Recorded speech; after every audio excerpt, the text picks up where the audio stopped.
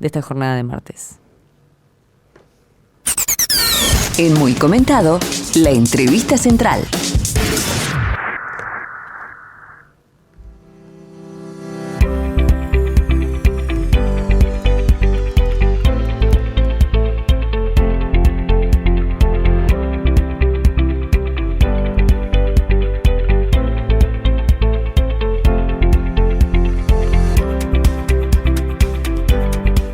Tenemos ya el contacto, ya lo tenemos al aire en esta mañana, aquí en FM Voces, al abogado y senador uruguayo, integrante del movimiento del MPP, el Movimiento Participación Popular del Frente Amplio, Charles Carrera. Muy buenos días, senador. Bienvenido a la mañana de Muy Comentado, aquí del departamento de Maldonado. Franco Lómez y Valentina La Rosa lo saludan. ¿Cómo le va? Un gusto, Valentina. Un gusto para mí estar en comunicación contigo, con Franco, con todo el equipo y con toda la audiencia. Bueno, primero que nada agradecerle por estos minutos aquí al aire, pero bueno, hoy feriado creo que están más tranquilos, relajados, o se trabaja igual. Y estamos hoy en tareas domésticas, tareas familiares, pero sí, estamos más tranquilos. Pero es un gusto siempre estar con los medios del interior, porque ustedes siempre hacen un gran esfuerzo y siempre estoy a la orden. Cuando me convoquen voy a estar siempre. Muy bien, senador, muchísimas gracias. Para comenzar y no quitarle mucho más tiempo, porque bueno, sabemos que es un día también de descanso, hay un tema en Uruguay que evidentemente está siendo el central en los últimos días, y es el tema de las deudas, algo que han tratado prácticamente todos los partidos, principalmente el Frente Amplio, el Partido Colorado y Cabildo Abierto. En la jornada de ayer, el MPP, evidentemente con su palabra, remarcaba en un video que en Uruguay hay más de 1 millón de personas en el clearing y se presentó un proyecto de ley para que las personas que estén puedan volver a la vida civil. Para comenzar este tema de las deudas, ¿en qué consiste ese proyecto para contarle un poco a la gente? Y ese es un proyecto, estar en el clearing te imposibilita acceder a un conjunto de políticas públicas, pero a las políticas públicas más básicas. Por ejemplo, tenés dificultades a acceder a un contrato de telefonía con Antel en las mismas condiciones de una persona que no está en el clearing. Te pongo un ejemplo: en mi despacho yo tengo un contrato que tiene una serie de beneficios, nunca estuve en el clearing, pero la compañera que trabaja en mi secretaría tuvo un problema familiar en un momento de su vida, se divorció, tuvo dificultades en la crianza de su hija, estuvo en el clearing, y ella no tiene el derecho a acceder al mismo contrato con las mismas condiciones que tengo yo. Te dificulta acceder a las políticas del Ministerio de Vivienda. Si a ti te realojan, es decir, si vivís en un asentamiento, te realojan y estás en el clearing, no llegan a la escrituración final sobre ese bien. Entonces, lo que estamos planteando nosotros es que, por ejemplo, tenés dificultades para acceder a una garantía de alquileres. Hay personas que están en el clearing, pero nunca se atrasaron el pago del alquiler, y cuando tienen que renovar un alquiler, tienen que acceder a una garantía, tienen dificultades. Entonces, lo que estamos proponiendo nosotros, ese es un proyecto que hace meses que está en la Cámara de Senadores, en la Comisión de Constitución, la cual integro. Lo que estamos proponiendo nosotros es justamente eso, que estar en el clearing no te inhabilite, porque en definitiva lo que terminás es como con una muerte civil. Es decir, haces parte, empezás a estar en el mercado informal, en el mercado negro. Hay gente que comienza a trabajar en negro para que las cuentas no te agarren. Entonces, lo que estamos proponiendo es eso. Y ese proyecto va de la mano de otros proyectos, porque es una discusión mucho más amplia. Pero ese es un proyecto que presentamos junto al Frente Amplio, junto a mis colegas de la bancada de senadores, este año. Pero ese proyecto va de la mano de otro proyecto, que yo creo que es muy importante también, que es un proyecto que se llama reestructuración de deudas, que está destinado al segmento más vulnerable de nuestra sociedad, que son aquellas personas que ganan hasta 50.000 pesos por mes, que por lo menos tengan una herramienta para estructurar la deuda. Lo que busca es, bueno, primero que se llegue a un acuerdo con el acreedor, pero en definitiva, si no se llega a ese acuerdo, en definitiva, que lo laude un juez, es decir, y que vaya a la estructuración forzosa. ¿Por qué va este segmento? Porque este segmento muchas veces, un problema que vemos nosotros, que hemos visto en un trabajo de un buen tiempo en la Comisión de Constitución, es justamente que muchas veces estas personas, cuando toman crédito, no se les informa, porque hay publicidad engañosa, y no se les informa los intereses. Entonces uno toma un crédito muchas veces no sabe bien, no se le informa bien cuál es el interés que va a recaer. Entonces nosotros en ese proyecto también prohibimos la publicidad engañosa. Se dice claramente que la persona, cuando se le va a otorgar un crédito, se le tiene que decir cuál es el capital que se le está dando y cuáles son los intereses que se le van a adicionar. Entonces prohibimos en ese proyecto también algo que hemos identificado en este trabajo parlamentario, es un conjunto de prácticas cuasi mafiosas, porque estos estudios, estas financieras luego venden en los estudios jurídicos te aplican prácticas cuasi mafiosas al cobrar la deuda, y eso genera una serie de perjuicios en la vida de la gente. Entonces, nosotros ahora estamos trabajando con el Partido Colorado, también estuvimos hablando con el diputado Peña del Partido de la Gente. Nosotros queremos llegar a un acuerdo político amplio, porque esto hay que resolver, y hay que resolverlo ahora que estamos trabajando en el Parlamento, que hay una discusión, que hay varios proyectos. Entonces lo que hay que hacer, hay que construir políticas públicas y juntos, porque nosotros tenemos que trabajar por la gente, y la gente está con este problema. Hay un tema de que en los últimos estudios que se han hecho, somos un país de 3 millones y medio, y realmente la cifra de uruguayos que tienen deudas, que están en el clearing, o incluso que son deudores irrecuperables del BROW, es muy grande. Es muy grande para la poca población que somos. ¿Por qué cree que se da esto? ¿El uruguayo consume de más, gasta mal, no sabe administrar las cuentas? ¿Hay otro problema de trasfondo? ¿Qué es lo que le parece? No, yo creo que ahí hay varios temas. Uno es quizás que nos falta educación financiera, pero yo creo que ese es uno de los problemas. Durante la pandemia se agravó la situación. También hay que ver que las deudas al consumo aumentaron luego de la pandemia. Es decir, nosotros lamentablemente existió una crisis social. Es decir, no existieron todas las políticas públicas que tendrían que haber existido para sostener a nuestra gente. Es decir, también estamos en una etapa de pérdida de salario, eso también te perjudica. Y la gente está acostumbrada a un nivel de vida, y en ese nivel de vida, uno está perdiendo capacidad y poder adquisitivo. Yo creo que hay muchas cosas, lamentablemente las deudas siempre existieron, y yo creo que yo te cuento un tema personal mío, yo odio las deudas, porque yo fui criado con mi abuela, y mi abuela era una persona que siempre estaba endeudada. Y yo siempre le decía, no tomes préstamo,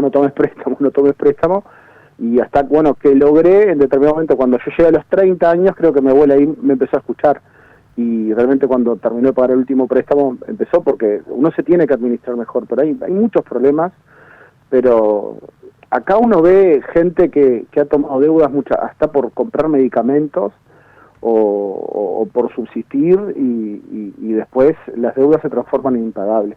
Yo creo que es un tema que hay que trabajarlo y establecer las reglas de juego claro, porque en definitiva, nosotros lo que hemos visto ahora es que hay empresas de intermediación financiera, estas que te dan estos préstamos, que tienen una morosidad, es decir, del 50%, y el negocio sigue siendo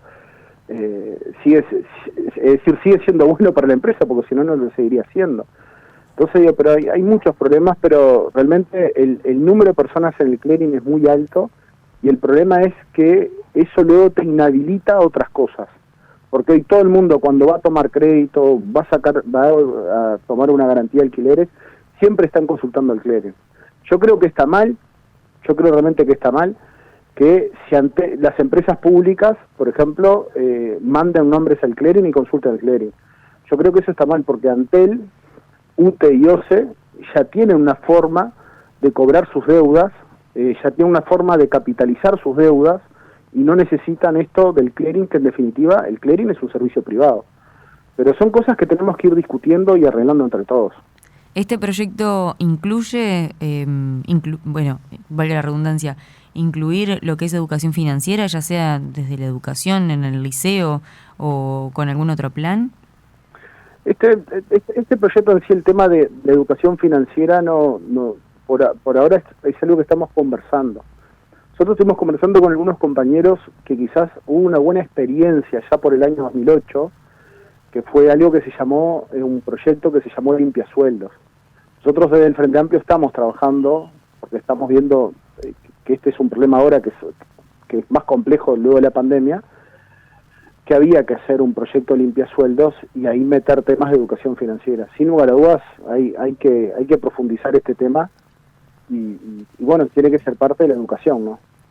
En todo esto, imagino que se toca el hecho de que por lo menos acá en Maldonado pasa, yo doy por obvio que también en Montevideo, de que al no poder acceder también la gente a ciertos préstamos, o sea, con la facilidad y con todo lo que, entre comillas, trancan, que es la famosa burocracia, la gente accede a préstamos por fuera, por así decirlo. Claro. Préstamos que vienen normalmente de gente de un país de Latinoamérica que también son cuasi mafiosos luego a la hora de reclamarlo. Digo, ¿esto se va a tratar esto o a intentar tratarlo? Claro, eso es un problema que estamos teniendo, ¿no? Eso el préstamo gota a gota que se le dice, eso es grave porque ahí hay todo un tema del sistema informal, que en definitiva lo que hemos visto nosotros, por lo menos, es que eso se termina vinculado a temas de narcotráfico, ¿no?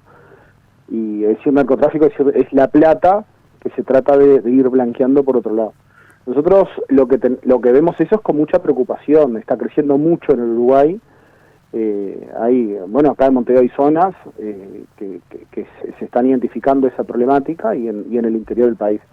Eso es ilegal y lo que hay que tratar es de combatir esa situación, ¿no? Porque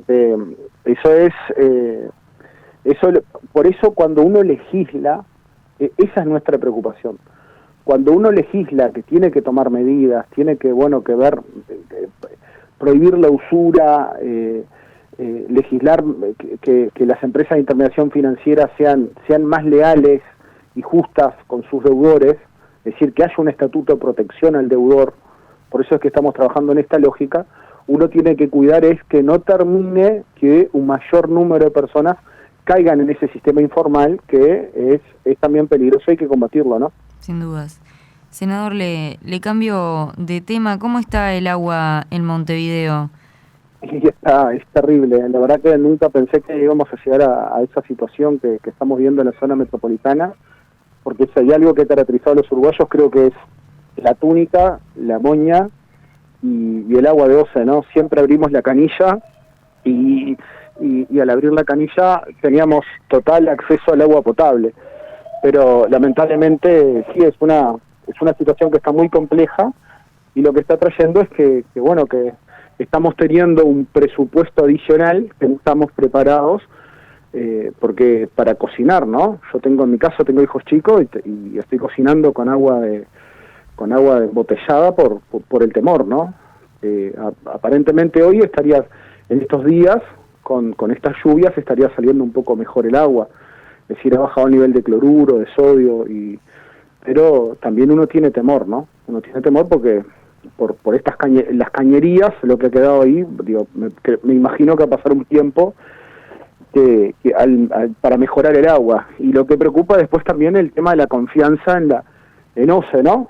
Uno que tomaba el agua que te servía OCE, uno va a quedar con temor por un tiempo, pero es un problema y nosotros lo que queremos es que el gobierno no tomó medidas a tiempo y lo mismo ha dejado a la gente librado a la suerte de cada uno, y eso no está bueno. En una crisis de estas, lo principal que hay que hacer es hay que gestionar a las crisis, y aquí el gobierno sin lugar a dudas ha fallado, porque no nos avisó a tiempo para que tomáramos medidas de cuidado del agua, y cuando nos enteramos en realidad ya estábamos en el problema.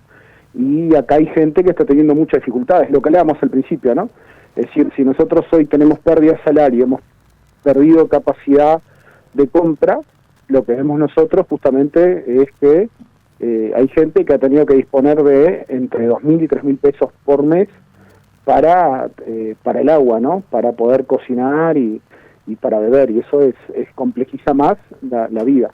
Y el agua realmente era intomable, ¿no? El que dice que toma el agua, para mí está mintiendo, porque en el mate no se puede tomar, en el café no se puede tomar, en el té y cocinar no tampoco podés. porque es un gusto terrible. Eso justo le iba a preguntar, ¿le cree a los ministros cuando dicen que toman agua de la canilla? No le creo, realmente no le creo. Porque mirá que yo soy de Minas de Corrales, de Rivera, siempre dije que tan chaseado no engorda, pero realmente no tengo dificultades. He tratado de tomar mate muchos días con el agua de la canilla, pero digo, no, en realidad estoy tirando la cebadura yerba. Realmente no creo que se pueda tomar, porque no se puede tomar, porque no es saladita, es un gusto terrible. ¿Comparte las declaraciones de Mujica de que esto es una culpa compartida? De hecho, de que incluso hay declaraciones desde Valle Ordóñez, ¿no? De 1912, 1915. Bueno, sí, de varios gobiernos para por atrás. la situación por la situación de las represas y demás. ¿Comparte las declaraciones de Mujica de que esto es una culpa compartida? Yo creo que nosotros, o quizás que se podría haber hecho más. Uno siempre tiene esa tensión cuando fue gobierno, uno siempre tiene esa tensión adentro de uno, es que quizás que podemos haber hecho más y mejores cosas, pero yo creo que el Frente Amplio hizo muchísimas cosas. Es decir, el Frente Amplio invirtió 1.300 millones de dólares en sus periodos de gobierno en el tema agua y saneamiento. Digo, ahí en Maldonado se hicieron obras importantes, y a nivel nacional, si esto no es un problema a nivel nacional, es porque se hicieron obras bien importantes. Qué sé yo, la represa Santa Lucía se la hizo, es decir, se la duplicó, es decir, se hizo todo un sistema al lado nuevo de backup. Es decir, yo creo que se hicieron inversiones. Después, bueno, se trabajó en lo que es Casupá, se le dejó todo pronto al gobierno que ingresó. Era poner en marcha las licitaciones, y lamentablemente como es un gobierno muy refundacional, dejó eso de lado y fue a trabajar en otro proyecto que no soluciona, que es el proyecto Arasatí. Yo lo que creo acá es que nosotros, la discusión central es que cuando uno es gobierno y vive este tipo de crisis, lo que tiene que pasar es que hay que gestionarla. Y nuestra gran diferencia con este gobierno es que no gestionó la crisis, pero no solamente no gestionó la crisis, no nos avisó, no nos preparó. Y esa es la diferencia. Es decir, nosotros hace prácticamente 40 meses de gobierno, y hace 40 meses que en el Uruguay hay déficit hídrico. Esa es la diferencia que tenemos.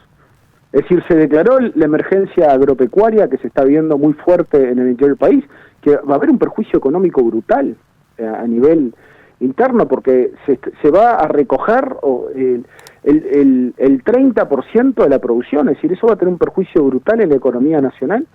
Pero aquí en la zona metropolitana no se nos informó a tiempo, y había información, tanto de los técnicos de OCE como técnicos independientes desde octubre del año pasado, de que se estaba viniendo porque estaban bajando las reservas de Paso Severino en forma muy acelerada. Y yo creo que la discusión central es esa. Y luego que estamos en una crisis, a los más débiles, a los más vulnerables de nuestra sociedad, no se los está cuidando. Entonces yo creo que la discusión central es esa, y se podría haber hecho mucho más cosas, sí, sin lugar a dudas, y acá el tema ahora es mirar hacia el futuro, porque lo que estamos viviendo hoy del cambio climático es algo que vino para quedarse. Hoy vivimos una sequía, mañana podemos vivir inundaciones, y nos tenemos que preparar, y tenemos que preparar nuestra gente, y hay que hacer inversiones muy importantes, para el agua para la vida, para beber, pero también el agua para la vida y para la agricultura. Hay que hacer inversiones en riego. No nos puede pasar lo que nos pasó en este tiempo, que, por ejemplo, imagínate, si se recoge el 30% de la agricultura, es decir, el 70%, no, eso va a tener un impacto en los camioneros, en el transporte, en toda la logística del interior. Eso va a tener un impacto en los pueblos del interior, y es un perjuicio que se está hablando de 2.000 millones de dólares en el país. Y eso nos va a doler a todos, porque si no ingresan 2.000 millones de dólares a las cuentas nacionales, nos duele a todos. Entonces, yo creo que el debate central es ese, es cómo el gobierno gestionó la crisis. ¿Cuánto falta para que llegue la desalinizadora? ¿Tiene novedades? No, eso es terrible también, eso es. Todas estas cosas que estamos viendo hoy, si se sabía hace 5 meses atrás, más meses atrás, se tendrían que haber tomado medidas antes. Esta obra que se está haciendo de vincular el río San José con el Santa Lucía, es decir, esa obra se podría haber hecho en enero, febrero de este año. se está haciendo una obra de emergencia porque se estaba esperando que lloviera. Un gobierno no puede estar mirando al cielo que llueva. Eso, esa es para mí esa es la discusión central. Es decir, uno cuando se presenta a una elección, se presenta con un plan de gobierno, tiene que conocer los problemas y a partir de allí gestionarlos y hacerse responsable. Yo creo que la gran falla del presidente de la calle es que no se hace responsable, minimiza los problemas. Esa es la gran falla que creo de esta administración. Continuando evidentemente con la actualidad y yendo a las últimas consultas, así no le quitamos mucho tiempo. ¿Qué situación se vive con el tema de la rendición de cuentas y los recortes? Sobre todo en salud y educación. Sé que educación prevé un presupuesto un poco más alto, en la universidad se habla de que va a continuar más o menos lo mismo y bueno, en la salud, por lo menos en lo que refiere a salud pública aquí en Maldonado, el hospital principal está pasando un muy mal momento. Las policlínicas y también. Las policlínicas, sobre todo con la privatización, la privatización de los servicios. Pero ¿qué panorama hay con esta rendición de cuentas por parte del Frente Amplio? Y nosotros vemos que es una rendición de cuentas que no está vinculada a los problemas de la gente. Los problemas de la gente cuando salimos a recorrer el país, cuando estamos dialogando, son estos que plantean ustedes, es decir, las principales preocupaciones que nos transmitan es que en los hospitales no hay medicamentos públicos, no hay especialistas, hay un proceso de tercerización muy fuerte, es decir, del sector público, servicios que brindan los privados, y eso es algo que hemos trabajado muchísimo desde el Frente Amplio, lo hemos denunciado. Hay una vinculación muy fuerte de ACE con Círculo Católico, y ahí hay un tema de vinculaciones del presidente de ACE, el doctor Cipriani, que era el gerente técnico de Círculo Católico. Ahí hay problemas. Nosotros lo que vemos es que no hay recursos. Yo realmente esperaba una rendición de cuentas bien diferente, donde existieran más recursos para la salud, para la educación, porque si uno habla de que está haciendo una reforma educativa sin recursos no lo puedes hacer.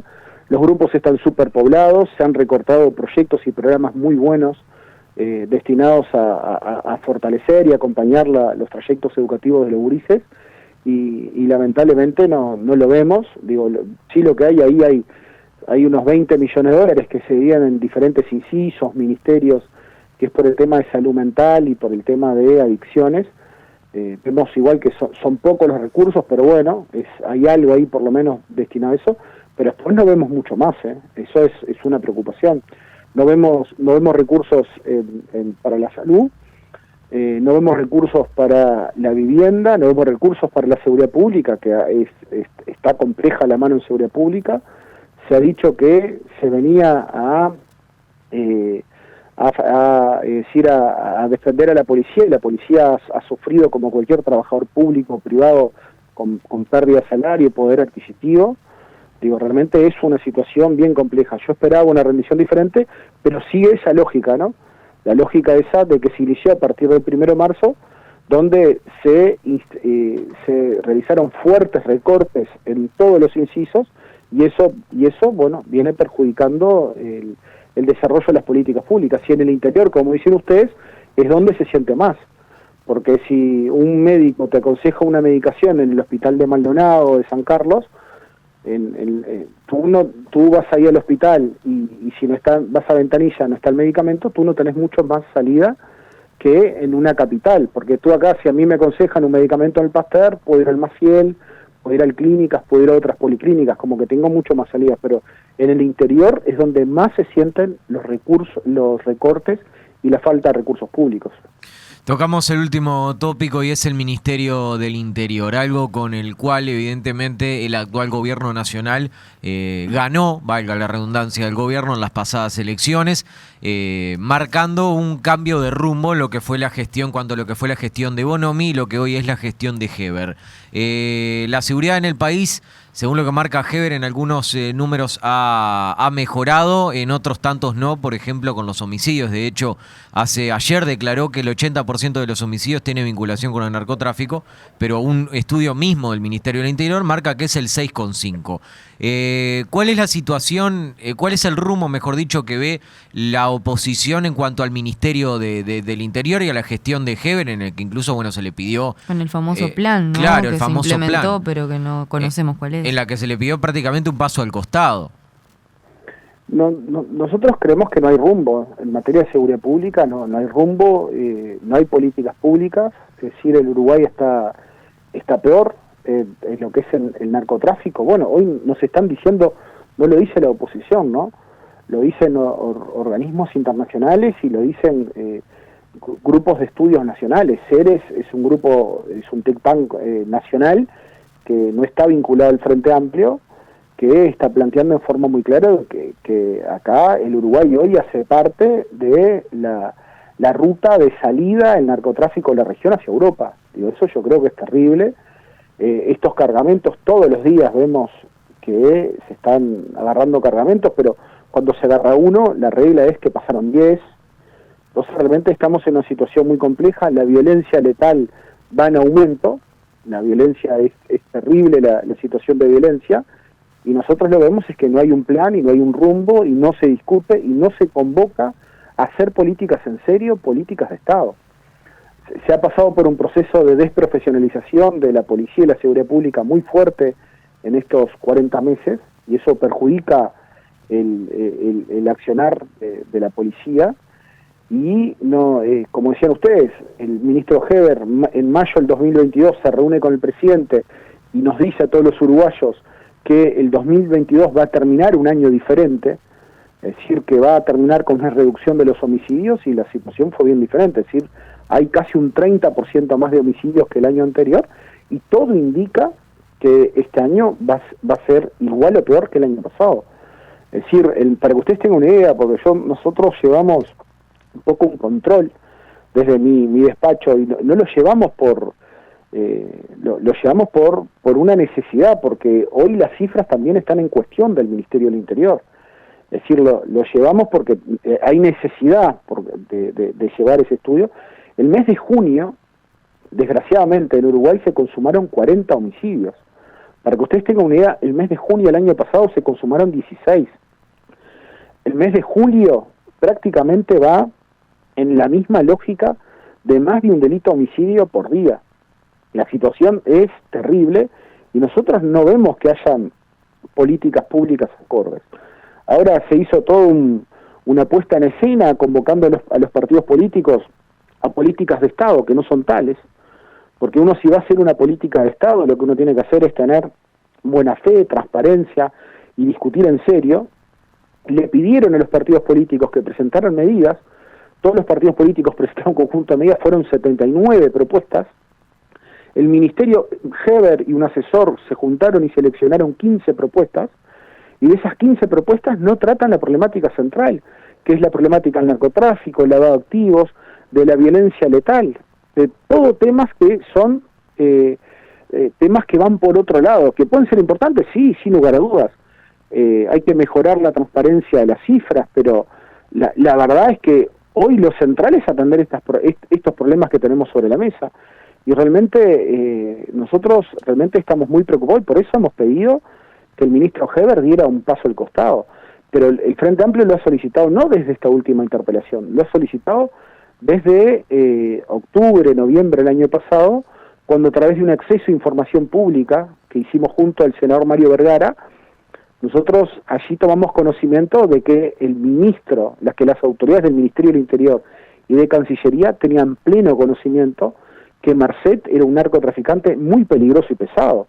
Es decir, tomamos conocimiento de los intercambios de comunicación entre el subsecretario Maciel y la ex subsecretaria H, donde tenían pleno conocimiento y le entregaron el pasaporte a este narcotraficante, que este narcotraficante que tiene poder, que es un narcotraficante que se lo denomina el gerente de la hidrovía del río Paraná, Paraguay, del río Uruguay, que es por donde está saliendo la droga hacia Europa, que es un especialista en logística ilícita, y resulta que esa situación se dio. Entonces, sí, realmente acá hay situaciones muy graves que realmente nos están preocupando muchísimo, y no vemos, lamentablemente no vemos, y no es que el Frente Amplio haga política con esto, porque el Frente Amplio, nosotros lo que estamos discutiendo es a través de proyectos, de programas de país, y nosotros nunca hicimos política cuando fuimos oposición en el pasado con estos temas, ni lo estamos haciendo ahora, pero sí lo que estamos haciendo es denunciar esto que es un ministerio sin rumbo, sin planes, y que estamos en una situación peor. Y no lo decimos nosotros solamente, lo dice la gente a través de las encuestas de opinión. Hoy los principales problemas de nuestra gente son la seguridad y la economía, el empleo, la inflación. Y la gente te está diciendo que el 60%, es decir, 6 de cada 10 uruguayos te están diciendo que las principales preocupaciones son los temas de seguridad pública. Las dos últimas consultas. ¿Cree que una futura, que esto no lo está trabajando nadie, por lo menos en mi conocimiento, transparencia en cuanto a la financiación de los partidos políticos podría llegar a aclarar unas cuantas situaciones? Por ejemplo, la privatización del puerto de Montevideo, que hoy curiosamente marca lo que usted informaba recién, de que se está haciendo de Uruguay y del puerto de Montevideo una ruta de droga hacia Europa. ¿Cree que la financiación de los partidos políticos podría aclarar un tanto estas situaciones?